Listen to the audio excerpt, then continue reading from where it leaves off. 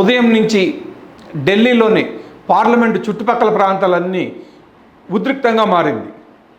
Parliament చుట్టుపక్కల రోడ్లన్నీ cockroach Janata party కార్యకర్తలతో క్రిక్కిరిసిపోయింది.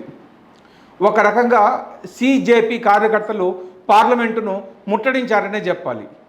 సిజేపీ దెబ్బకు ఏం చేయాలో అర్థం కాక నరేంద్ర మోదీ ప్రభుత్వం కింద మీద పడుతోంది, ఉక్కిరి బిక్కిరి అయిపోతోంది.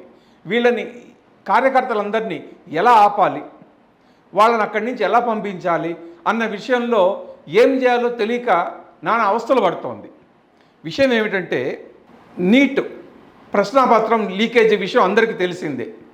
ప్రశ్నాపత్రం లీకేజీకి బాధ్యత వహిస్తూ కేంద్ర మానవ వనరుల శాఖ మంత్రి ధర్మేంద్ర ప్రధాన్ రాజీనామా చేయాలని సిజేపీ వ్యవస్థాపకుడు అభిజిత్ దీప్కే ఒక ఆన్లైన్ ఉద్యమం మొదలుపెట్టారు. సుమారుగా 3-4 నెలల కిందట మొదలైంది ఇది. అప్పటి నుంచి ఇప్పటి వరకు కూడా ధర్మేంద్ర ప్రధాన్ రాజీనామా డిమాండ్నే పదే పదే సిజేపీ వాళ్ళు వినిపిస్తున్నారు. ఇదే డిమాండ్తో పర్యావరణ ప్రేమికుడు సోనం వాంగ్చుక్ ఢిల్లీలో దాదాపు 20 రోజులు ఆమరణ నిరాహార దీక్ష చేశారు.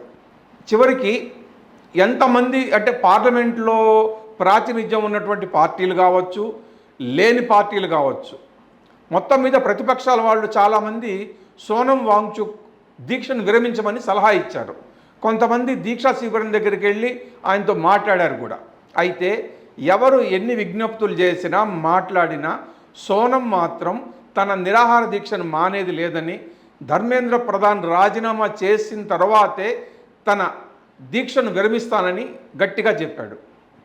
దీంతో ఎక్కడ సమస్య వస్తుందో అంటే సోనం వాంగ్చుక్ను డాక్టర్లు పరిశీలించారు. కొన్ని అవయవాలు దెబ్బతిన్నాయి, పనితీరు మందగించింది, ఇదే విధంగా కంటిన్యూ అయితే అతని ప్రాణాల మీద కూడా వస్తుంది అని డాక్టర్లు ప్రకటించారు. దాంతో ఏమైందంటే సడన్గా పోలీసులు 20 రోజుల ఆమరణ నిరాదీక్షగా అయిన తర్వాత బలవంతంగా సోనంను ఆసుపత్రికి తరలించారు. ఆసుపత్రిలో కూడా సోనం తన దీక్షను కొనసాగిస్తున్నారు. ఈ పరిస్థితుల్లో ఈరోజు అంటే సోమవారం పార్లమెంటు వర్షాకాల సమావేశాలు మొదలైనవి. ఈ సమావేశాల్లో కొన్ని కీలక బిల్లులు కూడా ఉన్నాయి. ఈ బిల్లులు నెగ్గించుకోవడం కోసం ఎన్డీఏ ప్రభుత్వము కొన్ని ప్రతిపక్షాలతో, కొంతమంది మిత్రపక్షాలు అనుకున్న వాళ్ళతో రకరకాలుగా ప్రతివ్యూహాలు పన్నుతోంది బిల్లులు నెగ్గించుకోవడం కోసం.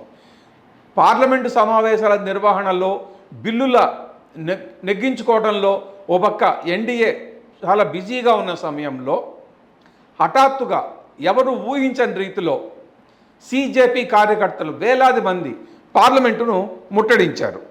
దాంతో ఏం చేయాలో అర్థం కాకుండా ఒక ప్రభుత్వం షాక్ తిన్నట్టుగా అయిపోయింది. పార్లమెంటు చుట్టుపక్కల ఉన్నటువంటి Sansad Marg, Kartavya Path, Mother Teresa Crescent, Raisina road, Red Cross road, Dalhousie రోడ్లన్నీ కూడా వేలాది మంది సిజేపీ కార్యకర్తలతో నిండిపోయినాయి. కొంతవరకు ఇంటెలిజెన్స్ నుంచి సిజేపీ యాక్షన్ మీద సమాచారం అందింది ప్రభుత్వానికి.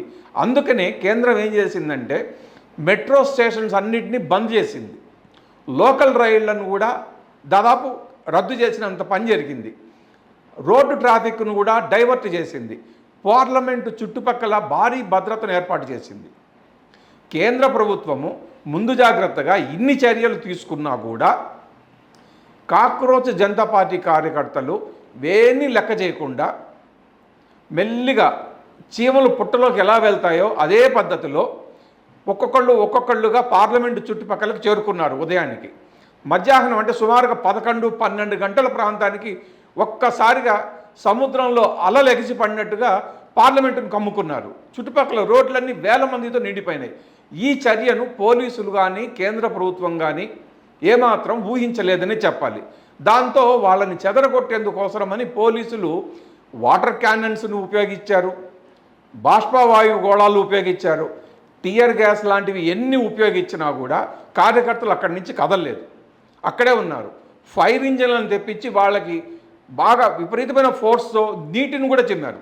దాన్నే వాటర్ క్యానన్స్ అని చెప్తున్నారు. అయినా కానీ ఇంత జరుగుతున్నా దెబ్బలు తింటున్నారు. టియర్ గ్యాస్ను ప్రయోగించిన కళ్ళు మంటలు ఒళ్ళు మంటలతో అక్కడే నిలబడ్డారే కానీ అక్కడి నుంచి కదలలేదు.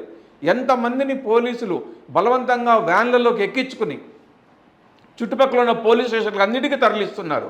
అయినా కానీ పోలీసులు తరలిస్తున్న వాళ్ళని తరలిస్తున్నట్లే ఎక్కడెక్కడి నుంచో పుట్టల్లో నుంచి చీమలు బయటకు వచ్చినట్టుగా సీజేపీ కార్యకర్తలు మళ్ళీ పార్లమెంటు వీధులన్నింటినీ కూడా ఆక్రమించేస్తున్నారు.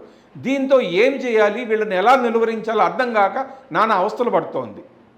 ఇదే సమయంలో పార్లమెంటులోనే కేంద్ర మంత్రి ధర్మేంద్ర ప్రధాన్ ప్రత్యేకంగా కేంద్ర హోంశాఖ మంత్రి అమిత్ షాతో భేటీ అయ్యారు. ఎందుకు భేటీ అయ్యారు అన్నది ఇప్పుడు ఒక పెద్ద ప్రశ్నగా మిగిలింది. మామూలుగా అయితే రాజకీయ వర్గాల సమాచారం ఏంటంటే తన రాజీనామా విషయంలోనే అమిత్ షాతో చర్చించేందుకు ధర్మేంద్ర భేటీ అయ్యారనేది తెలుస్తోంది. ఎందుకు ఇన్ని రోజులు దాదాపు 20 రోజుల నిరాహార దీక్ష కావచ్చు, ఈరోజు పార్లమెంటు ముట్టడి కావచ్చు, దాదాపు 3-4 నెలల నుంచి వినిపిస్తున్న డిమాండ్లన్నీ కూడా ధర్మేంద్ర ప్రధాన్ రాజీనామా విషయంలోనే. అయితే వాళ్ళ డిమాండ్కు తలొగ్గి ధర్మేంద్రతో రాజీనామా చేయిస్తే ప్రభుత్వ ప్రతిష్టకు పరువుకు భంగం కలుగుతుందన్న ఉద్దేశంతో బహుశా నరేంద్ర మోదీ ఆ విషయాల్లో అసలు ఏమాత్రం లెక్క చేయనట్టుగానే ఉన్నారు.